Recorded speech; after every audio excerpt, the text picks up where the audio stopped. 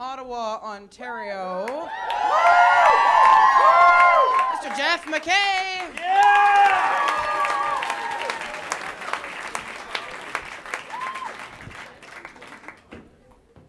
Hey guys, I found this sign on every telephone pole in my neighborhood. And it simply says, found, math textbook. Let's consider this for a moment.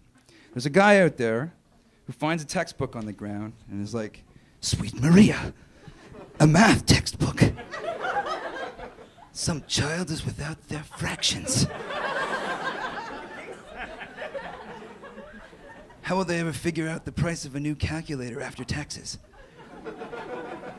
Not on my watch. I'll make fluorescent green signs and post them all over the neighborhood. No child will be left behind. It's funny that they had the insight to put all these signs up, but they really didn't, put much effort into the description. Because maybe they thought there's going to be some criminals calling for the textbook. Like, when you find a wallet, you don't want to divulge too much information. You got to play Sherlock Holmes a bit. So you claim the textbook is yours, do you? Let's get it started. Can you describe it for me? Yeah, I don't know. It's got, like equations and fractions, So far, so good. What's 4 times 8? Hey, I don't know. I haven't got there yet. That's why I need the textbook, eh? Just give me my textbook. See, I'm from Ottawa, and so I came down here this weekend, and I got pulled over by the cops. I was doing 130, 140 or something, and as he's coming up, I realized that you always want to fuck with him a little bit. But I realized that it's illegal to impersonate a person, but it's not illegal to impersonate an entire culture. So he comes to the car and he's like, hey there, fella. Going a little quick, weren't you? You know how fast you were going? And I was like, yeah, I don't know, mate. Somewhere around 130, 140 kilometers an hour, somewhere in that range, I don't know. And he's like, oh, not from around here, are ya? I'm like, no, I'm from Ottawa. It's about 5 hours north. And...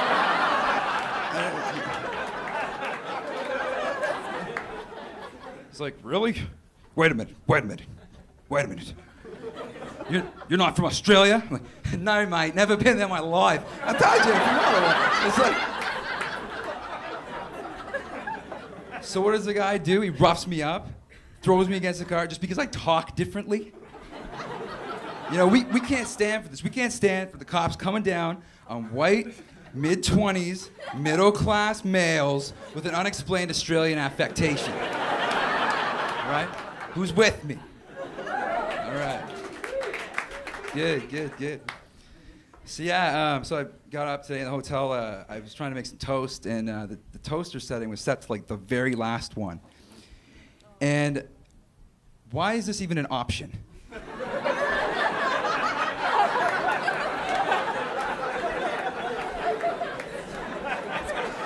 Like in the design lab, where they're like, okay, we got defrost for Eggos, we got light toast, medium toast, and fucking coal.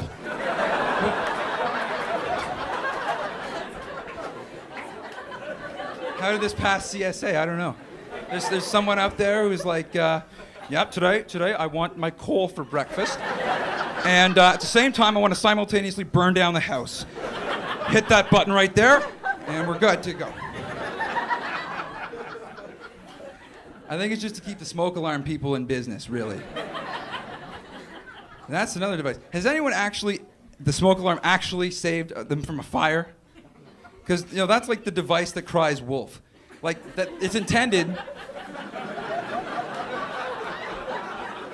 Because it's intended, when you hear it, you're supposed to go, holy shit, there might be a fire somewhere. We should investigate. But what really happens is you hear it, beep, beep, beep, and you're like, what the hell are you doing down there? What are you doing? What are you cooking again?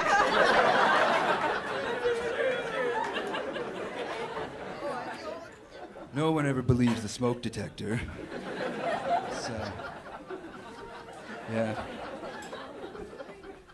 Then today I was walking around, and you know when you're with someone and like you're kind of walking with them, and then they just kind of, you don't see it, but they trail off, and you're talking to them, but then you don't realize that they're gone.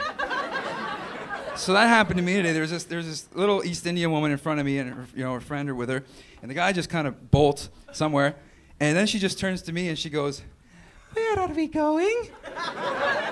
And I was like, "To the moon." And she was just so embarrassed, and she had no idea what the hell was going on. It was that's actually happened. It was brilliant. Yeah. So I got back to the hotel, and I was a little bored, so I picked up my favorite book, the dictionary, because it's just so comprehensive. It's got everything. It's got love, mystery, death, gorilla, magnesium, periodontist. And I was realizing there's some words in the dictionary that don't really sound like what they mean. Like anorexia, for example. It doesn't sound like an eating disorder. It sounds like a beautiful Shakespearean princess. Like, why, it's Princess Anorexia. And her ugly sister bulimia.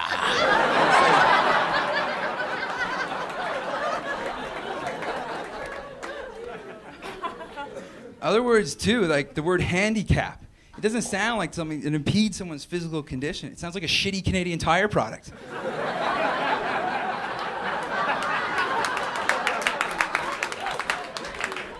It's like, "Hey, Bob, what you got there?" "Why, it's the new handicap, only from Canadian Tire. Hammer, screwdriver, belt sander, lug nuts, and a workbench, all in one handicap."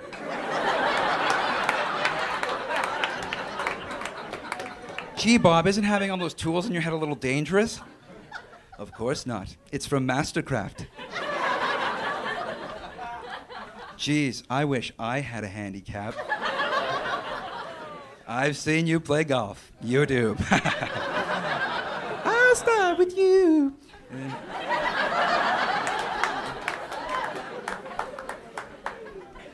And then there's still some other words that we use we've taken the literal meaning totally away from them. Like the word baby, we now use it as a term of affection for someone we love romantically. It's kind of weird. Like take this sentence. "Hey, baby, I want to throw you in the bed and make love to you." It's pretty normal. Let's take it up one developmental unit. "Hey, toddler, I want to throw you on the bed and make love to you." Holy fuck. That's it for me. Thanks a lot, guys.